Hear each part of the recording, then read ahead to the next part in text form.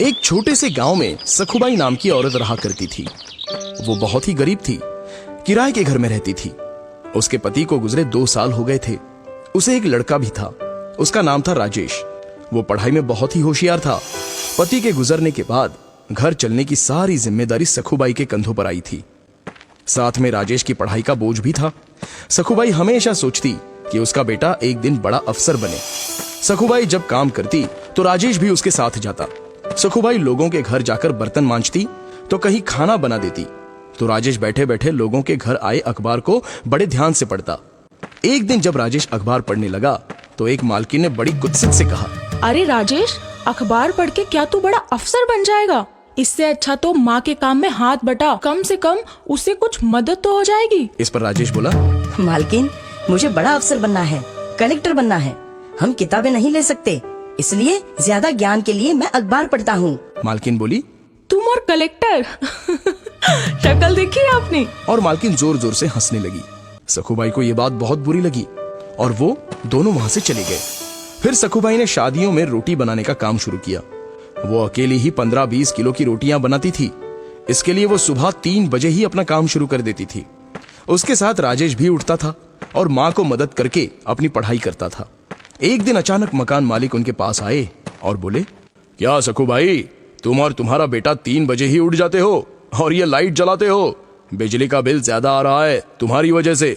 एक तो बिल ज्यादा दिया करो या फिर कमरा खाली कर दो। और मकान मालिक गुस्से से वहां से चले गए। फिर राजेश ने लालटेन जलाई और पढ़ाई करने लगा। माँ भी उस प्रकाश में रोटियां करने लगी। ऐसे ही राजेश ने अगले कुछ साल जी लगाकर पढ़ाई की और क्लास में हमेशा अव्वल आने लगा। राजेश की लगन देखकर अगली पढ़ाई के लिए उसके गुरुजी ने उसे दिल्ली जाने की सलाह दी और खुद खर्चा उठाने की जिम्मेदारी ली। राजेश तो 22 साल का हो गया था। फिर क्या था, राजेश दिल्ली चला गया और वहां खूब पढ़ाई की। वो घंटों लाइब्रेरी में किताबें पढ़ता रहता। फिर एक दिन जब एग्जाम का टाइम आया, जाते जाते किसी गाड़ी वाले ने उसे ठोक दिया।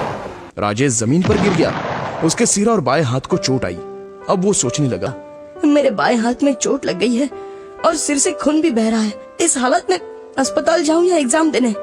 अगर अस्पताल गया तो मेरा ये पूरा साल बर्बाद हो जाएगा और मेरे लिए मुमकिन नहीं है ये। फिर दिल्ली में रहने का मेरा खर्चा भी कौन उठाएगा?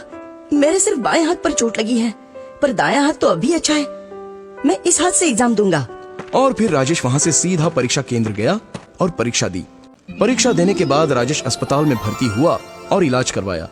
राजेश ने अस्पताल में भी पढ़ाई जारी रखी और इंटरव्यू अटेंड किया। फिर कुछ दिन के लिए राजेश माँ के पास गांव वापस चला गया। कुछ दिनों बाद रिजल्ट के दिन माँ ने अखबार खरीद कर लाया और राजेश को परिणाम देखने को कहा। राजेश ने रिजल्ट देखा तो उसने जोर से चीख निकाली, माँ, मैं पास हो गया, तुम्हारा बेटा अफसर बन गया, मैं कलेक्टर बन गया हूँ माँ। ये सुनते ही माँ की आंखों से आंसू आ गए और वो दोनों रोने लगे। तो दोस्तों, क्या समझे इस कहानी से कि हमें हमेशा अपना लक्ष्य प्राप्त करने के लिए मेहनत करनी चाहिए। दुनिया चाहे हम पर हंसे या मजाक उड़ाए, लेकिन हमेशा अपने लक्ष्य का पीछा करना चाहिए। कामयाबी जरूर मिलती है।